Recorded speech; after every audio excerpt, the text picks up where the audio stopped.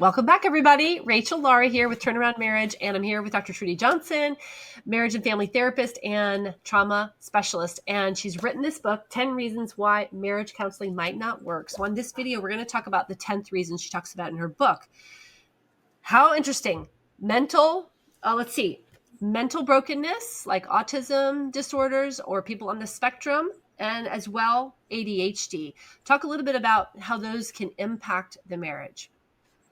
Yes, well, these people with these situations going on truly need professional help, usually, because with the autism spectrum, they struggle with that emotional connection. It's not like they're purposely trying to hurt their spouse.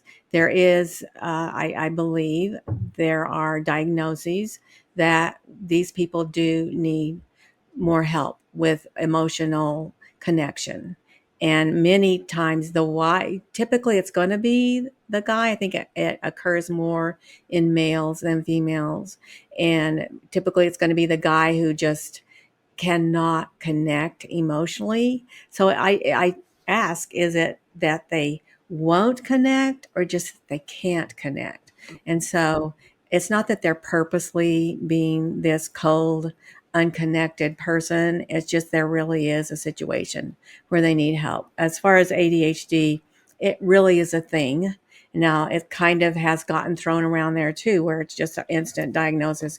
Oh, they have ADHD. But for some people, it is a thing, and they have difficulty concentrating, doing tasks. And imagine in a relationship when you're really needing to be connected and just can't can't concentrate. That's it's not that they won't, it's they're struggling also. It really is a brain chemical situation also where they do need help. Yeah. And for the spouse who doesn't have those conditions, but you're married to someone with that, talk about kind of what comes up for them and what are the biggest struggles that they face. Yeah, they're feeling very abandoned and alone because again their spouse isn't connecting to them, and they're feeling unheard, and it does seem like their spouse is purposely not loving them, not caring, and they're just feeling too much on their own as far as that as a relationship. They're just the one lady that I had, her spouse was fine. What can happen for autism is when they're not married, they can be fine because they're not having that pressure of connection. But she said at the altar, she saw him, he just closed down the windows and never was connected again. And so feeling very abandoned, they wonder what's wrong with me. What did I do? Am I defective? So just a lot of aloneness, abandonment, and frustration, of course. Yes, of course.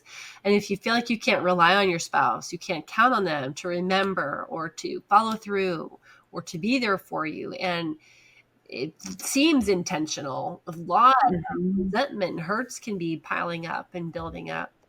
And so, yeah, if that's you, if you struggle in your marriage to connect, maybe it's like you don't know how, maybe you're on the spectrum, maybe you've been diagnosed. We've got a resource down below, amenclinics.com. You can check them out. Dr. Trudy is a brain coach with them, and they have deeper help. I believe that it's a multifaceted problem, and it probably needs a multifaceted approach.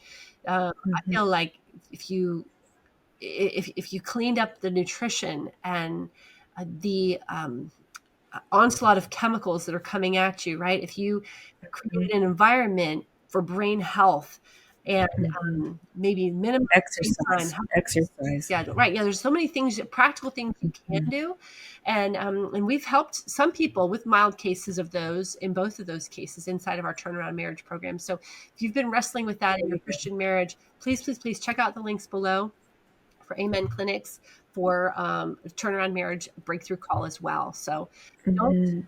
don't neglect your marriage if that happens to be what you or your spouse is wrestling with. Please, please, please get help today.